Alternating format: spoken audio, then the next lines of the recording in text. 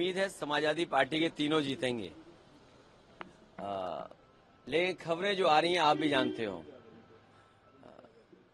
जो दूसरों के लिए कांटा बोते हैं एक दिन उनके लिए भी कांटे मिलते हैं। जो दूसरों के लिए गड्ढे खोदते हैं एक दिन वो खुद भी उस गड्ढे में गिरते हैं। चंडीगढ़ में भी आपने देखा था कि किस तरीके से अधिकारियों से मिलकर के, और बैलेट अगर न होता, सीसीटीवी कैमरे न होते तो शायद परिणाम कुछ और दिखाई देता। लेकिन सुप्रीम कोर्ट को बधाई जिसने कम से कम चंडीगढ़ और लोकतंत्र को बचा लिया। बीजेपी चुनाव जीतने के लिए कोई भी हथकंडा अपना सकती है, कोई भी लाभ देने के लिए आश्वासन दे सकती है।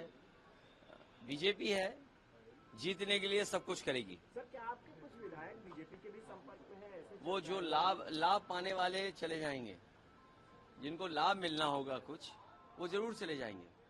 या जिनको बहुत वादा किया होगा कि आपको चुनाव में ये कर दिया जाएगा, ये मिल जाएगा, वो चले जाएंगे। लोकतांत्रिक मूल्यों को खत्म कर दिया है।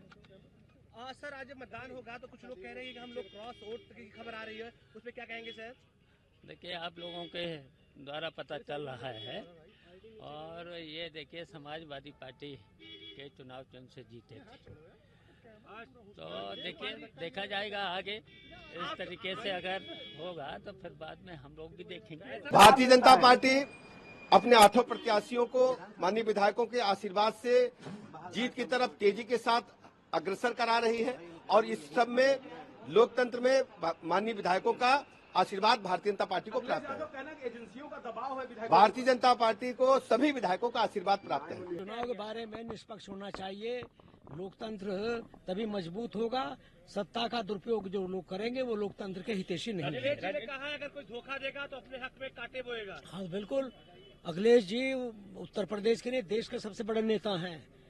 जो भी धोखा देगा वो अपनों को धोखा देगा। तो धोखा किससे उम्मीद है? क्या नहीं, वो तो जो सत्ता का दुरुपयोग कर रहे हैं वो धोखा कर रहे हैं ना। आप लोगों को भी डर सता रहा है क्या? नहीं, कोई डर नहीं सता रहा। हमें सत्ता है, सत्ता का जो दुरुपयोग हो रहा है उससे मतलब 8 का 8 जीतेंगे हम। हाँ, तो जनता देख रही है, सत्ता का दुरुपयोग देख रही जनता।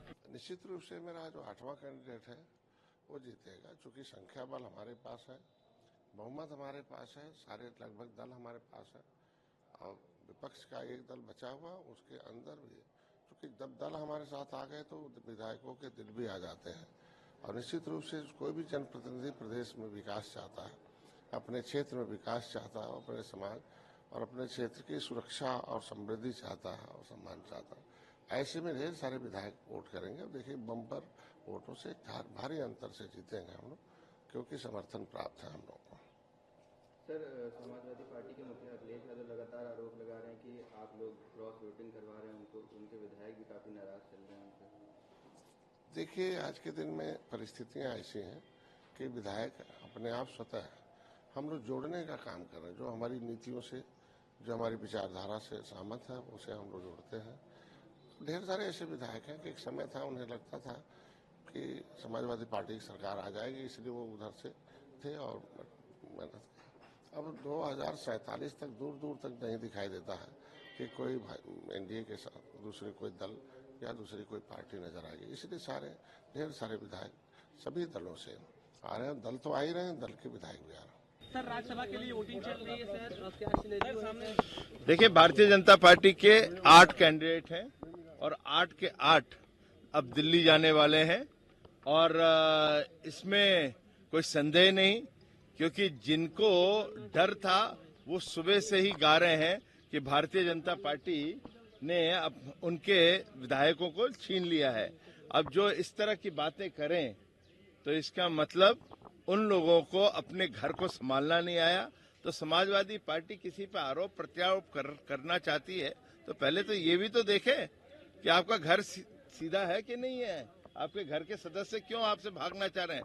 हमें तो नहीं पता हमने क्या किया है, लेकिन कोई डालना चाहता है तो हमारी नीतियों से अच्छा होगा है। मगर हम संतुष्ट हैं कि हमारे 8 के 8 जो कैंडिडेट हैं वो राज्यसभा जाने वाले हैं। कई विधायक के लिए प्रलोभन दे रहे हैं, उनको लालच दे रहे हैं, इसलिए हमारे यहाँ विधायक टूट रहे हैं।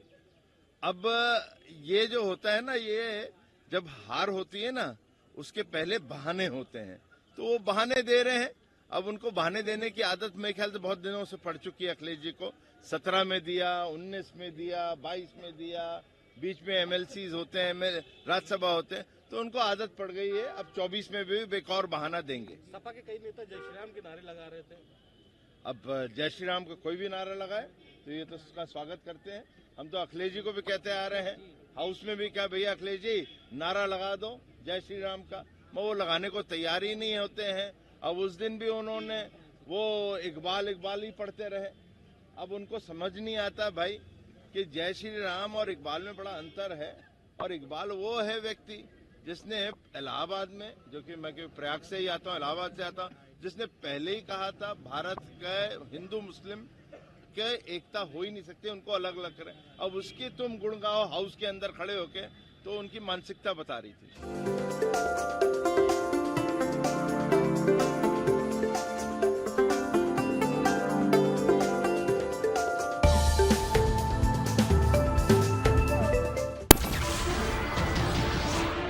नमस्कार, मैं हूं मानक गुप्ता। अगर आपको हमारा ये वीडियो पसंद आया हो तो इसे लाइक और शेयर जरूर करें, और हाँ, हमें सब्सक्राइब और फॉलो करना ना भूलें ताकि आप देश और दुनिया की कोई खबर मिस ना करें। तो जुड़े रहिए हमारे साथ और देखते रहिए न्यूज़ 24।